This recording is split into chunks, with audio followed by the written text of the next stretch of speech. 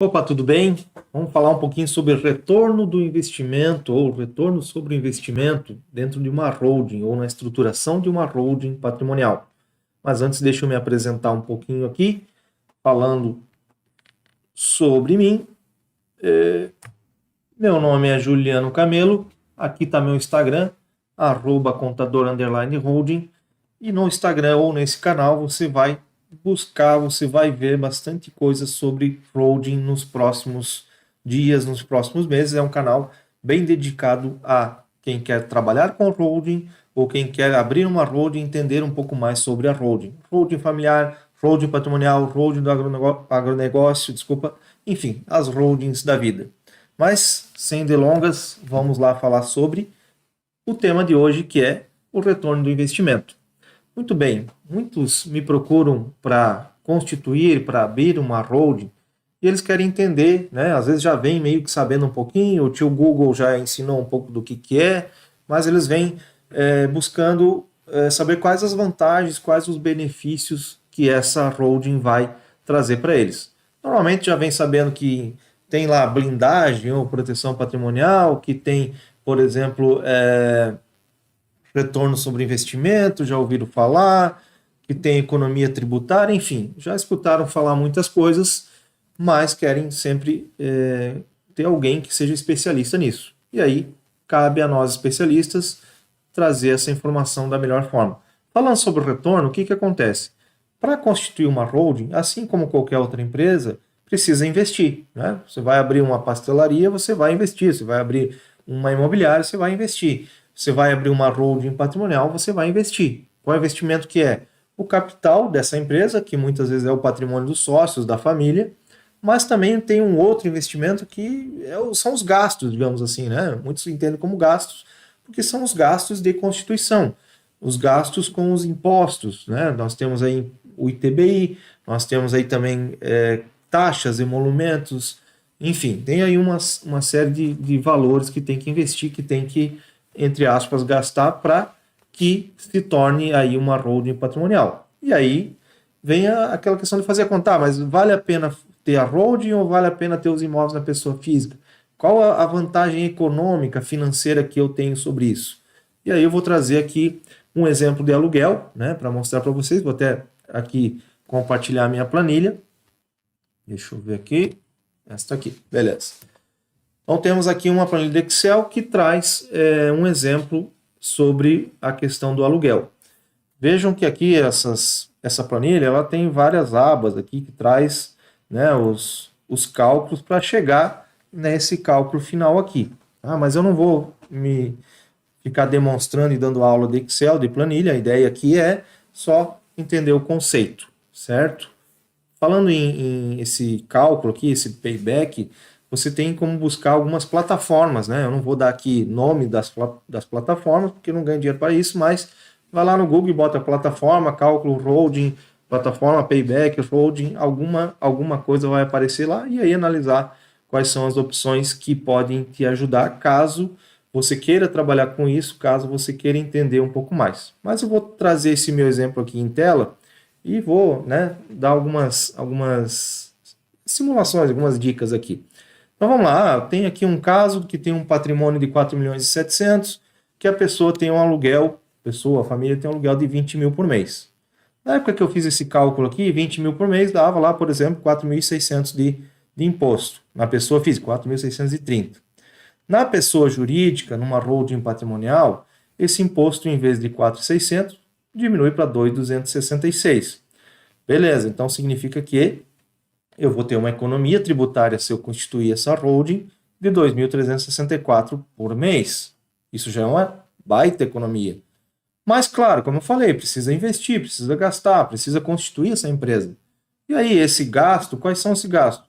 O gasto da constituição na junta comercial, o gasto de transferir os bens, os imóveis para dentro da empresa, na integralização, verificar a questão de pagar ou não pagar o ITBI, verificar a questão de emolumentos, taxas do tabelionato para lavrar escrituras, ou então fazer o contrato social de uma forma que não seja necessário lavrar a escritura, mas sim levar direto para o registro de imóveis. Ainda assim, lá vai ter os gastos, então vai ter lá um certo valor. Nesse meu exemplo aqui, digamos que esses gastos, esses valores, em aproximadamente 40 meses, a pessoa vai ter o retorno, ou seja, tudo que ela gastou com a economia tributária que ela vai ter mensalmente, em 40 meses ela vai ter o retorno, 39,75. Ou seja, dali para frente, toda essa economia mensal, né, vai se perdurar, já que o aluguel é algo que talvez essa pessoa aqui seja o ganha-pão dela, ela sempre vai trabalhar com aluguel de imóveis próprios. Então, dali para frente, vai ser lucro, né? Vai ser dinheiro no bolso, guardado e não imposto pago para o governo. Então, esse é um exemplo da questão do aluguel. É claro que não é só o aluguel, né, gente? Nós temos também aí a questão da venda, da permuta, da compra e venda. Ou seja, imagina que a pessoa tem, por exemplo, vou dar um caso aqui do concreto de um cliente meu. Ele tinha lá 5, 6 imóveis, né? Na verdade, 4 ele colocou na empresa e 2 ele ainda está, um ele é onde ele mora, onde ele reside, e o outro ele está ainda regularizando a obra. Mas desses 6 imóveis, 4 ele integralizou. Desses 4 que ele integralizou, ele fez uma permuta.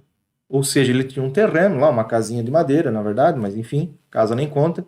E esse terreno, ele entregou o terreno para a incorporadora em troca de 4 apartamentos que vão ser construídos naquele terreno. Ou seja, o terreno vai virar 4 imóveis, 4 apartamentos. Claro, vai demorar um pouco, 5 anos, 6 anos para ficar pronto? Vai. Mas daqui a 5, 6 anos, ele não vai ter mais um imóvel, vai ter 4. Né? Em vez desse imóvel valer 100, cada um deles vai valer 200. Ou seja, vai aumentar muito, né? Claro que eu estou dando números aqui de exemplos, né? Mas enfim, vai aumentar muito o patrimônio dessa pessoa. E essa pessoa, esse meu cliente, ele não só fez a permuta, como logo em seguida ele vendeu um dos imóveis. Ou seja, a incorporação ficou pronta, né? Documentado. Dali para frente já tem o direito sobre imóvel, inclusive documentado isso lá no registro de imóveis. E aí ele vendeu uma dessas unidades. Então, ele tinha um terreno, trocou por 4, permutou, né? Por 4 apartamentos.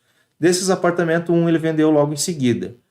Na pessoa física, o valor desse imóvel, como é bem relevante, na pessoa física ele ia pagar 231 mil reais de imposto de ganho de capital, enquanto que na pessoa física ele pagou algo em torno de 165, 166 mil. Ou seja, em um único imóvel ele já teve uma economia gigante. Claro, depois ele vai ter os outros imóveis que ele tem a intenção de vender, trocar, permutar. Ou seja, é uma pessoa que criou a holding patrimonial, ou seja, uma administradora de bens próprios, de imóveis próprios, que tem a intenção de trabalhar com aluguel, tem a intenção de comprar e vender. Ou seja, é meio que especular o mercado de imóveis. Apareceu um negócio ali bom, ele vai e troca. Apareceu um outro negócio, ele vai lá e permuta. Ou seja, são situações que nascem a partir da situação de compra e venda de uma permuta. Então, a economia tributária também é gigante. Automaticamente, se eu de 230 passar a pagar 160 em uma única negociação, então, por mais que eu gaste, por mais que eu tenha um investimento na constituição dessa holding, automaticamente eu vou também ter um retorno muito rápido, né? Vou recuperar. E dali para frente, tudo que eu tiver é lucro, né? Lucro no próprio imposto, lucro no sentido de guardar dinheiro e não gastar com imposto para com o governo. Então, essa é mais uma das situações que traz aí um retorno sobre esse investimento, ou seja, demonstra para o cliente, né, vai trazer planilha, vai trazer através de uma plataforma, um programa, um sistema, enfim, mas vai trazer para o cliente, levar para a pessoa ou para a família que quer constituir uma empresa, olha, tem essa economia. Além disso, né, avançando um pouco, falando sobre, não sobre só a holding patrimonial, mas também a holding familiar. Na holding familiar, ou seja, que é, digamos assim, uma continuação, né, do processo da holding patrimonial, bom, eu constitui a empresa, nesse momento ela é uma holding patrimonial, tem os bens apenas.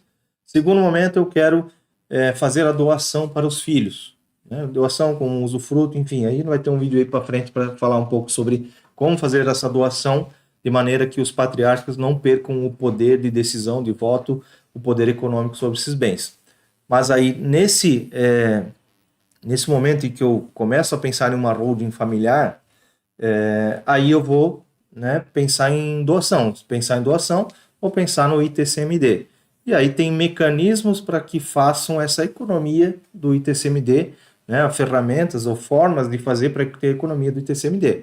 Também é uma forma de entregar para o cliente, para o possível cliente, seja ele a pessoa, seja ele os patriarcas, né, pai e mãe, seja a família toda, né, entregar para eles uma informação que mostre que, olha, se a gente fizer da maneira correta, vai economizar tanto, né? Então, essas são algumas vantagens, algumas possibilidades para falar sobre holding e sobre o investimento e sobre o retorno desse investimento.